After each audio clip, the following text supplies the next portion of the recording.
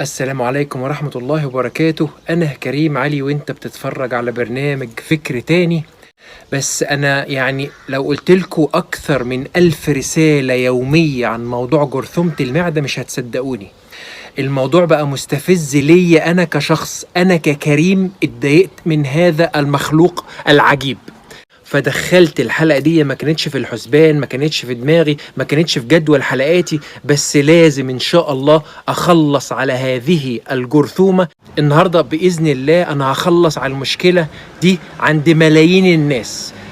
نطلع من رمضان بدون جرثومة المعدة. يمكن هتلاقوني هادي النهاردة، مش مهايبر، واخدها واحدة واحدة عشان الموضوع فعلا خطير، مكسر حياة ناس كتير وبيؤدي إلى السرطان في الآخر من اللي بيعمله في المعدة. هنفهم إيه جرثومة المعدة وكل الطرق المتاحة والممكنة إن احنا نتخلص منها نهائيا.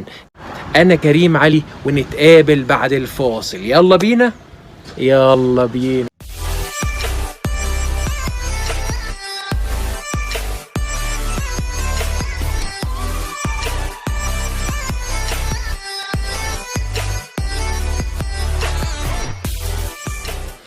أهلا بيكم. الجرثومة دي جاتلك ليه أنا من دون الناس؟ عندك حمض المعدة ضعيف.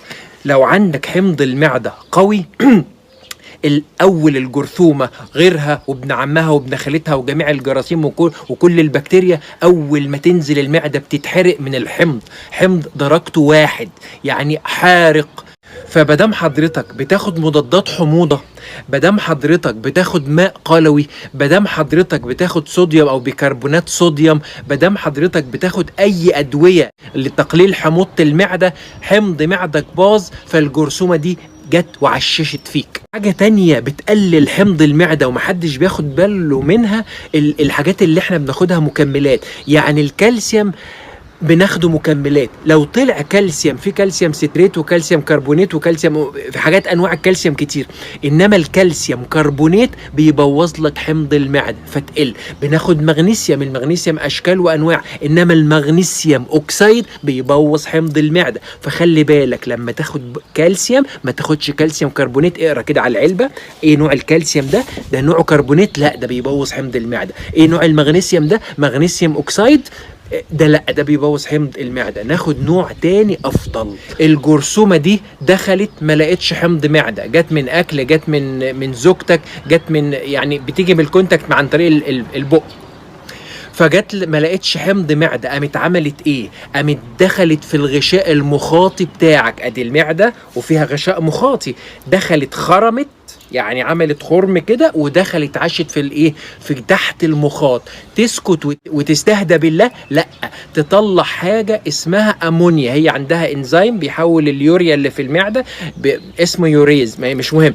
المهم بتعمل امونيا. الامونيا ده مركب البي اتش بتاعته قلويته 12 او 11. تخيل حمض المعدة اللي هو 1 لما يبقى ضعيف، فدي تقوم منزلة شيء قلوي 11 عليه، فدمرت لك حمض المعدة تماما. ما بقاش عندك حمض معدة. ايه يا دكتور للناس اللي مش متابعين فكر تاني واول مرة يتفرجوا عليا؟ طبعا حبايبنا اللي متابعيني فاهمين الكلام ده. المهم، حمض المعدة مش عندك ايه؟ البروتين لما ينزل ما يتهضمش كويس. الانزيم اللي بيهضم البروتين اسمه بيبسين ما بيفرزش بدل ما فيش حمض معدة. المعادن اللي بتنزل معدتك، البوتاسيوم والمغنيسيوم والكبريت واليود والزنك، كل الحاجات دي كلها ما تمتصش بدل ما فيش حمض معدة. لو انت عندك بكتيريا او جرثومة جاتلك ما تموتش عشان ما عندكش حمض معدة. عرفت بقى الليلة دي كلها ليه؟ ازيدك شعر بيت. بدام الاكل نزل مش مهضوم كويس بينزل على الامعاء، يبوظ الامعاء تحت ويعمل لك حاجه اسمها ليكي جت، او يبوظ الامعاء فيعمل لك الجلوتين، حساسيه الجلوتين، يعمل لك حساسيه اللبن، يعمل لك الامراض المناعيه، الثيرويد تبوظ، الغده الفوق كلويه تبوظ، البنكرياس يبوظ، يجي لك سيستميك لوبس، يجي لك كل الامراض المناعيه. اساسه ان حمض المعده ناقص بسبب الجرثومه. فهمت الليله دي كلها؟ ازيدكم بيت بقى، في حاجه اسمها سيليكا. السيليكا دي مهمه جدا لجسمك، هي اللي بتعمل الكولاجين اللي في وشك واللي في عظمك واللي في عضلاتك واللي في الجوينت اللي هي المفاصل بتاعتك. السيليكا دي بتعمل ايه؟ بتربط حاجات اسمها جلوكوزامين وكوندرتين اللي بيكون المفاصل، هي الروابط بينهم. طب السيليكا دي نجيبها منين؟ موجوده في الاكل، بس لو ما فيش حمض معده ما تتحولش من سيليكا لاورثوسياليك اسيد، فما يبقاش عندكش سيليكا في الجسم. عرفت اللي عنده جرثومه معده او حموضته واطيه بيعجز بدري ليه؟ عرفتوا اللي عندوش حموضه معده ركبه بتطقطق ويجيله روماتيزم ويجيله هشاشه عظام ليه؟ لان السيليكا مش موجوده، لان ما فيش حمض المعده. وصلت مصيبه ان ما فيش عندك حمض معده. السبب اللي بعد كده ليه يا رب جات لي الجرثومه؟ لان عندك ستريس، ضغط عصبي. لو في ضغط عصبي عالي الادرينالين بيخلص، والادرينالين من الجسم بكميات يعني بسيطه كده سبب اساسي ان حمض المعده يفرز. فلو الادرينالين قل خالص، لو الغده الكظريه وقعت وما بيشتغلش كويس، مش هيبقى عندك الدفعه اللي تخلي حمض المعده يبقى كويس وقوي. عرفت صوره البدايه بتاعت الجرثومه والمصايب اللي حصلت في الجسم ليه؟ عشان جرثومة المعدة قللت الحمض، او انت اصلا حمض المعدة عندك قليل. السبب اللي بعد كده ليه ما عنديش حمض معدة كويس؟ لو انت ما عندكش بوتاسيوم، ما عندكش مغنيسيوم، ما بتاخدش زنك، عندك فيتامين ب6 ناقص او فيتامين ب12 ناقص او فوليك اسيد ناقص، الحاجات دي كلها بتساعد حمض المعدة يبقى قوي. فلو عندك نقص الفيتامينات، ما بتاكلش مكسرات، ما بتاكلش خضروات، ما بتاكلش لحوم، ما بتاكلش منتجات حيوانية، الفيتامينات دي قلت ما جاش حمض. اسمع بقى اللي هقوله ده. لما الحمض يقل وتبتدي تاكل الحاجات دي، مفيش حمض، الحاجات دي ما تتهضمش. النقطة دي مهمة قوي، وركزوا معايا ركزوا.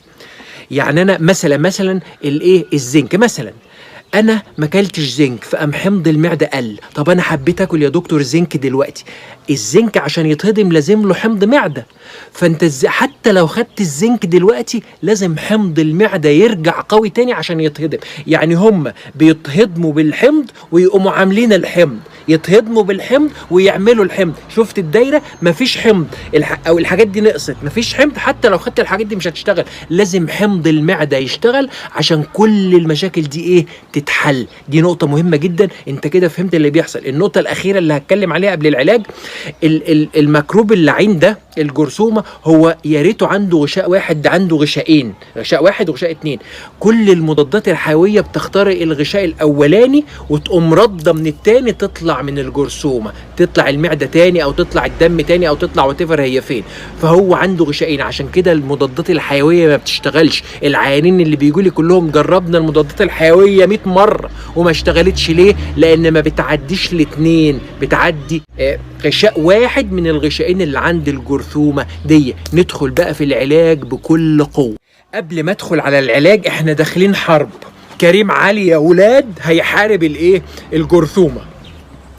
هتجهز لي جسمك لمدة أسبوع، هتنام كويس، هتمنع القهوة، هتمنع السكريات، هتمنع اللبن، مش الألبان، اللبن، وتمنع أي حاجة فيها جلوتين، أي اللي هو العيش، عيش الشوفان عشان الأفينين، عيش القمح، عيش الشعير، كل الحاجات دي خالص تتمنع عشان نجهز جسمنا، نقلل الالتهابات في الجسم قوي، نقوي المناعة بالنوم وعدم الاسترس وعدم شرب القهوة وعدم الأكل الغير صحي من السكريات والجلوتينات واللبن. ونبتدي بعد اسبوع انا هبتدي الحرب على الجرثومه. خدوا عندكم خط بمنتهى الدقه ومنتهى يعني الواحده واحده على الناس. الخط الاول، عارفين ليه صعبه؟ عشان هي مستخبيه في المخاط. فانا عاوز اعمل ايه؟ عاوز الاول حاجه تزود لي حاجات حموضه المعده. وخلي بالكم مهم قوي، مش هقول حاجات تزود حمض المعده دلوقتي لان ممكن يكون جات لك قرح. فاللي عنده قرحه غير اللي عنده الحمض قليل. الحمض قليل نزوده، بس ما دام جالك قرحه ما ينفعش ازود الحمض، القرحه هتزيد. فانا خليني امشي واحده واحده واقول لك ازاي الحاجات دي نحل مشكله حتى لو انت عندك الحموضه قلت خالص والمعده تعبت خالص. اول حاجه زيت جوز الهند او زبده جوز الهند، فيها حاجه اسمها لوريك اسيد، قاتل للبكتيريا والفطريات وجرثومة المعدة. رصاص، يعني عارفين الرصاصة دي رصاصة موجهة لرأس جرثومة المعدة. يبقى هنجيب جوز هند، ويا ريت يبقى عضوي الزبدة بتاعته، معلقة كبيرة الصبح ومعلقة كبيرة بالليل لمدة شهر. ده الخط الأول. الخط الثاني المستكة، ميستيك جم، الساحرة القاتل للبكتيريا الحلزونية. الميستيك دي فيها منها ألوان، كل ما كان أبيض كل ما كان أكثر نقاء كل ما كان أقوى. أعمل بها إيه المستيكة دي؟ معلقة كبيرة وأحطها في مية ساقعة مش مية سخنة عشان بتقل المادة الفعالة اللي فيها. أحطها في مية ساقعة بالليل، والصبح أشرب المية دي أول ما أصحى. مثلا أحط 3 كوبايات، كل كوباية 12 ساعة، أقوم شارب. لازم تقعد 12 ساعة في مية ساقعة وبعدين أشربها على معدة فاضية. عندك البرشام ميستيك جم اللي هحط لكم صورته، خد 3 مرات في اليوم لمدة شهر، او الشرب مية المستكة دي لمدة شهر. ادي تاني خط مهم جدا. عايزين نزود قوة المستكة.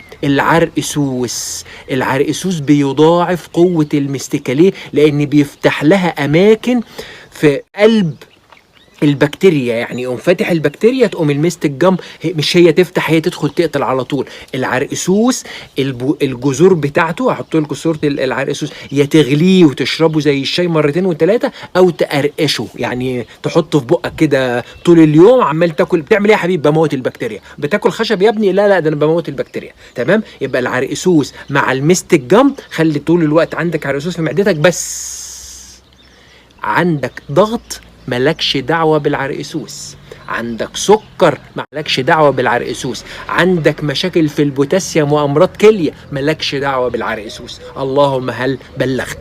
في حاجات كتير هقولها وكلهم مع بعض، اللي يقدر يجيب 10 علاجات يجيبهم، ما بيتعرضوش.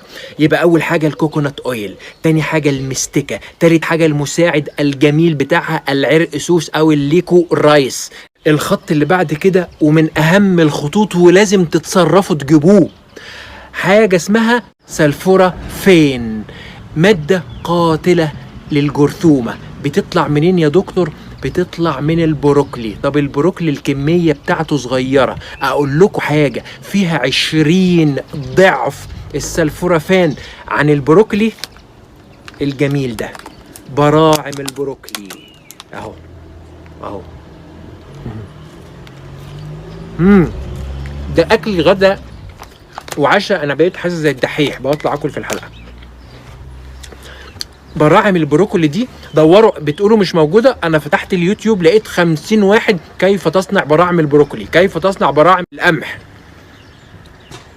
دي قاتلة، 20 ضعف المادة الفعالة عن البروكلي. طبعا انت هتاكل بروكلي ليل نهار وهتبقى حياتك بروكلي وعايش بروكلي ونايم بروكلي ونايم في حضنك على البروكلي. انما ده براعم البروكلي دي سلطة، طول ما انت ماشي وجاي في بقك، طول ما انت ماشي براعم بروكلي.